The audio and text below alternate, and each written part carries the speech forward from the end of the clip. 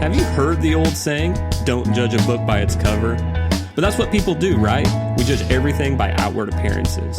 In my experience, a great album cover can make or break the decision on whether I buy an album. So go on a journey with me as we look at some great album cover designs and talk about why I believe that you need a personal designer for your album artwork. This is Judged by the Cover. Welcome to the Judged by the Cover podcast. I'm Josh, and this is the last podcast of the year. Man, I can't believe 2023 is almost over. But today, I have a really fun spin-off episode that's going to take on the theme of my near-miss segment. Now, if you're new to the show and you're not sure what that means, my near-miss segment is where we look at artwork that is maybe not so well designed or interesting. So we really just talk the who, the how, the why behind the album artwork. And we just spend a little bit of time of talking about why it is so interesting. So without further ado, welcome to the Ugly Christmas Sweater edition of the Judged by the Cover podcast. This one should be pretty fun.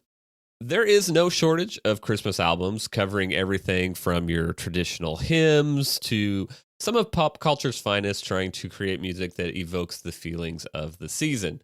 Most of these album covers have your traditional Christmas elements, Christmas trees, presents, snowflakes, red, green, and white colors. But there is also no shortage of interesting finds. And today we're going to be exploring a few of them that I find to be most unusual. But before we get started, did you know that Judged by the Cover is brought to you by JW Creates? JW Creates is your graphic design source, specializing in cover art design, logos, websites, and so much more. As a musician myself, I fell in love with album covers, and this fueled a passion to visually tell stories and promote branding through the art of graphic design. To learn more, see some of my work, or if you're interested in connecting with me, go to jwcreates.com.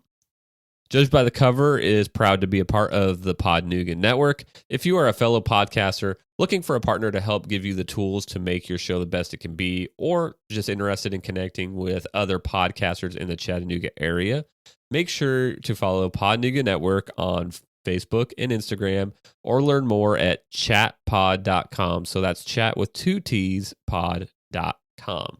Lastly, if you're looking for a really awesome Christmas present for me, I would love it if you would just leave a quick 5-star review on Apple Podcasts or Spotify and tell me what you love about the show.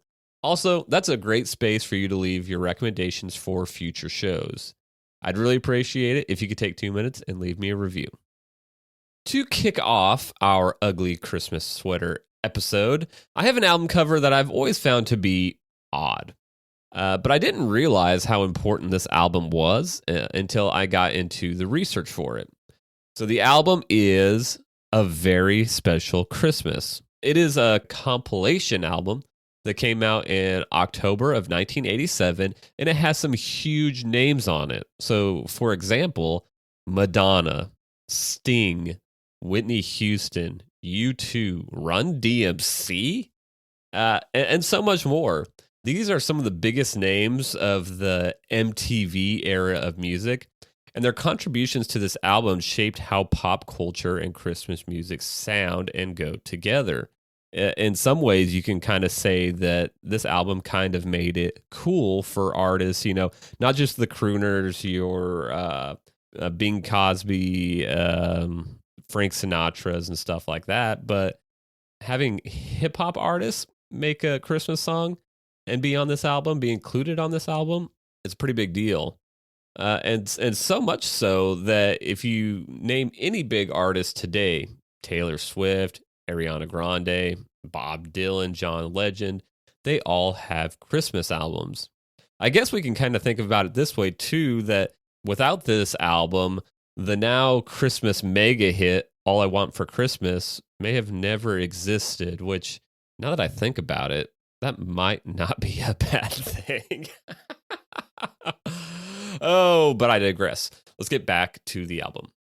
The album's producer, Jimmy Iovine, and I really hope I'm saying that correct, he created this album as a tribute to his beloved father who loved Christmas and the holidays, but his father tragically passed away in 1985. Bruce Springsteen had called Iovine to offer his condolences, And kind of reacting in the moment, Iovine told him, I'm going to make a Christmas album. Jimmy or Iovine also wanted to keep this album pure and keep money out of the equation. So he really had to find what to do with the proceeds because he kind of figured it's going to make some money. Of all things, he found his organization at a Special Olympics wrestling event.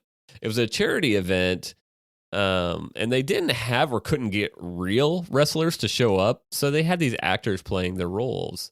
He believed in what the Special Olympics were trying to do, and he decided that he wanted the proceeds to go to this organization. And again, he kind of looked at it as he wanted to change the perspective around these things, and he wanted to get the celebrities, the big names, to participate in events and things like this.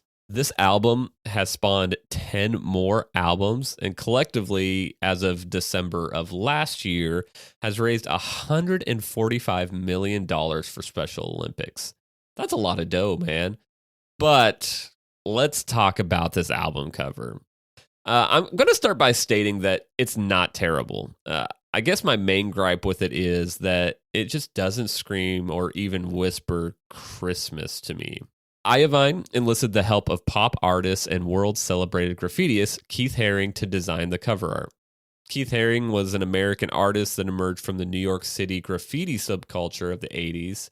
His style is very simple, animated imagery that's usually like outlined figures, so think people's, dogs, shapes, etc. And is usually very colorful, and the outlines are really thick black lines. He also is known for using lines to show movement or animation similar to what you may find in a comic book. And you're going to see that in this cover as well. So the cover for A Very Special Christmas, it is a bright red background with gold art and lettering. The main art piece is described as a haloed figure cradling a child. So if you can imagine a simple outline drawing of a person, kind of the head to upper torso with arms holding a child. And then it's got this kind of hand-drawn box around it. That's basically it. There isn't much color in this design. It's really just the red background and then this gold lettering and art. And then around the main figure's head, we have lines that would indicate light or possibly excitement. I'm guessing that the meaning of this cover is kind of a play on the original Christmas story of, you got your Mother Mary holding Jesus, but also given that this is a very cultural album with proceeds going to the Special Olympics, I could also see it celebrating the specialness of a child or of all children. Although in and of itself, it is a great art piece, I struggled to see Christmas in this. Now, I know that I, for one, struggle to understand some modern art styles, but I just don't get Christmas vibes. I love the hard work, I love the intentionality and the mission of the album, but unfortunately, I don't love the cover art. This same artwork would continue on for all the albums in one form or another, and in different colors and styles. So a lot of them will have basically the same design, but it'll have, second, third, the different numbers. But then there's also some of them where this art piece is kind of a small image on the cover, but it graces almost all of them. And I will share some of those on the notes page for this episode. So for all of my podcasts, you can find the digital content. So the images, any videos and stuff like that I find, you can find that at jwcrates.com/notes. And then you're just going to find the post corresponding with this episode. So you're going to look for the Ugly Christmas Sweater edition. So that's it for A Very Special Christmas. I'd love to hear your thoughts. What do you think of this album cover? Do you like this? Am I completely missing it? Let me know in the comments. The next victim, album cover, fits into the category of what I'm going to call the awkward family photo. Do you remember when this awkward family photo style kind of took over the internet and actually it became its own greeting card style? If you're unsure what I'm talking about, if you just take a quick scroll through the website, awkwardfamilyphotos.com, it'll answer a lot of your questions. But the album in question here is titled Happy Holiday by Lenny D. You catch that little pun on his name and holiday. Yeah, we all got it, Josh. Lenny D was an American virtuoso organist who played many styles of music, but his albums were mostly categorized as like easy listening or space age pop. Surprisingly, there isn't a lot of info on the internet regarding this album, but I want to give a shout out and a thanks to YouTube channel LP and Laundry. He has a review of this album where he played it through, so I was able to actually listen to the album for one, but two, got to hear some of the stuff from the album sleeve itself. But this is one little piece of information from the back cover, and it describes the album as this: organist Lenny D, about the merriest music maker you're apt to meet south of Santa's workshop, presents in this album a sparkling collection of the most popular Christmas songs. I'd say for the most part, it is a really fun album to listen to. There's a couple of weird songs on there that I'm like, these are the most popular Christmas songs, but it hits all the real favorites. So anyway, let's get to the cover. And boy, is there a lot of fun stuff to discuss. So the main portion of this cover, we have old Lenny D himself dressed up as Saint Nick, minus the beard, which we'll discuss here in a sec. But he's got the full get up. He's got the hat. He's got the long hair. He's got the coat with the white fur fringe, the black belt with the big buckle, but no beard. A lot of Christmas albums, you have people just throw on the Santa hat and some red clothing. They call it that. But I mean, he is full Christmas suit and no beard. It feels like a little bit of a cop out to me, not having the beard. Anyway. Moving on, he is posing with not one or two, but 3 toy poodles, all of which have this "I don't want to be here" stare. And then surrounding him, you have a couple of presents. And then kind of in the upper left-hand corner, you have a silver snowflake and a star, just to add those extra Christmas elements. And then you have the name of the album, Happy Holiday, Lenny D at the organ with orchestra. And then we have a couple of the names of the songs. You have Sleigh Ride, Jingle Bell Rock, Mr. Santa, Silver Bells, and others. So let's get back to the no beard thing. I can imagine there's a couple of reasons for the no beard. One being that he's posing with these dogs. Now, supposedly, according to the old interwebs, Lenny D loves toy poodles. So I'm imagining that these are his dogs. And just, I don't think dogs in general love big beards and all that kind of stuff. So I think to get the dogs to participate and not fight him too much, I'm thinking that that's one of the reasons why he didn't wear the beard. The second being that his face is like his brand or his image. So it would make sense for people to be able to recognize, like, who is this weird dude on the cover? And just like be able to recognize him, like, oh yeah, that's Lenny D, instead of it just being like, that kind of looks like it could be Lenny D. So I think it's more of a branding image thing. But come on, Lenny, if you're gonna do the full Santa suit, you got to rock the beard too. Go all the way with it. Speaking of the poodles, they're kind of staring away from the camera, like off to the side, where I'm sure someone is like trying to get their attention, trying to get them to look like they're staring at the camera. But I just love that it adds to the awkwardness of this photo, and that stone cold, like, please get us out of here look. It just all adds to this comedy of the awkward family photo. If you're ever digging through some old vinyl and find one of these albums, it actually is a pretty fun listen. So again, shout out to the YouTube page, LP and Laundry, for his playthrough and discussion of the album. It really does help to be able to get to listen to the album, kind of get the vibe of the album. So I really appreciate that. So what do you think of old Happy Holiday? Do you see the awkwardness that I see in this cover? Let me know in the comments below. All right, so for our last one, boy, did I save the best for last. Although there is a lot of interesting imagery out there on Christmas albums, I feel that there are none quite as unique as this one.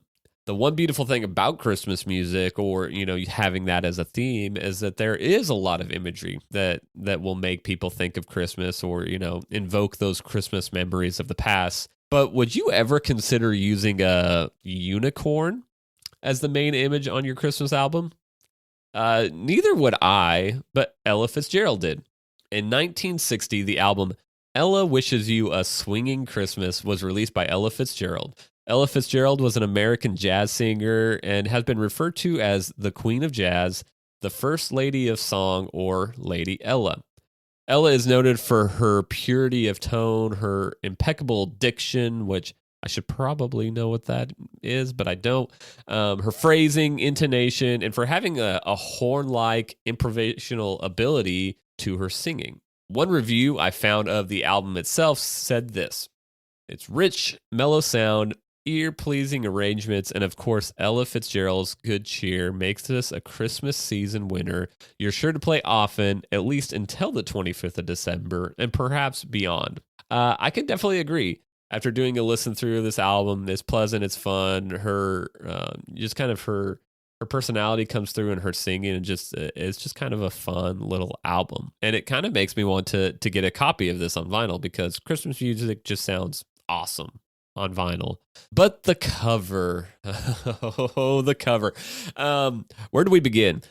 I will again say this, or give the same disclaimer, that it's not terrible as an art piece. It's a little weird, but definitely not terrible.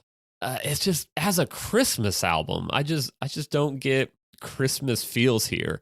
There was one forum that I was on that somebody was talking about how they felt that the coloring of this cover was kind of Christmassy, and no, I don't see it. So the main part of this cover is this painting of a unicorn with its head popping out of what looks like huge blades of grass. And this unicorn has a red flower in its mouth. The unicorn is painted in this like modern painting style that I can only really describe as interesting, because the way they textured the body, it almost looks like it's got eyes all over its body. The color of the unicorn are these yellow and orange shades, and then the outlining goes from like a light to dark purple color. The font usage is also kind of interesting. Up in the top left corner, we have a picture of Ella herself, and next to her it says Ella Wishes You, and it's in just kind of a traditional handwritten kind of font. But the rest of the album title is wrapped around the head of our unicorn, and it's in a handwritten font, and it's in this really light purpley color. My one main complaint with this font is that the G's almost look like a 9. It's like a 9 that has this little curly Q on the bottom of it. But especially the one that's over the ear and horn of the unicorn. Every time I look at it, the first thing I see is a 9. The other thing that isn't quite ideal, the word Christmas, they had to put a hyphen between the T and the M and kind of stack the word Christmas because they ran out of room for it. And so it just kind of felt like they didn't know where to put the rest of the title for this album. And so they just ran out of room with it.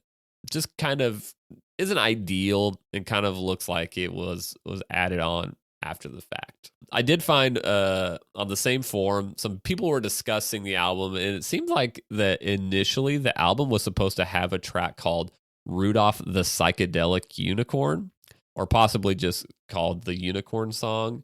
I can't validate these claims, but it may be the best explanation as to why there's a unicorn on the front of this album. Yeah, unicorns, Christmas, I don't know. There was also kind of within the same forum, there was some people talking about Ella's manager, who was also the one of the co-owners of the record company that she was signed to. I think it was Verve Records. And they were saying that he was known to be a very big proponent of like modern art and trying to merge modern art into album covers and music. He did it on a lot of other albums, and he was one of those that was very pushy and would get his way. So a couple of theories were that he played a big hand in there being this painting of this unicorn on this album cover, but also that he is probably the reason why the track list is more of your traditional songs and song names and not any of them called Rudolph the Psychedelic Unicorn. I'm almost betting that the track titles and the cover art may not have been Ella's first choice, but because of management, label, and stuff like that, this is what we ended up with. So I would love to hear your thoughts. Have you ever seen this album cover before? What do you think of modern art psychedelic unicorn gracing the cover of such a beautiful Christmas album? Because it's beautiful. I mean, it's all the all the big Christmas songs. Her singing is really fun, like the kind of that jazzy, soulful style to it. It's a really pleasing album to listen to, but it's just like, my goodness, why this cover? I'd really love to hear your thoughts on it as well. So that's it. This has been the Ugly Christmas Sweater edition of the Judge by the Cover podcast. And I would love to hear your thoughts. So on YouTube, obviously, there's the comments section. You can reach me by email at info@jwcreates.com. You can also follow me on Facebook and Instagram and shoot me a message there. There will obviously be posts about this episode. Throw them in the comments there. I would love to hear your thoughts on these album covers and if there's any other truly fun covers that I missed talking about. I hope this has been just as fun for you as it has been for me. Hopefully, I've introduced you to some fun Christmas albums that you have never seen before. I also just wanted to say I hope you all have a very Merry Christmas and a Happy New Year. So again, thank you all for everything, and we'll do this again very soon.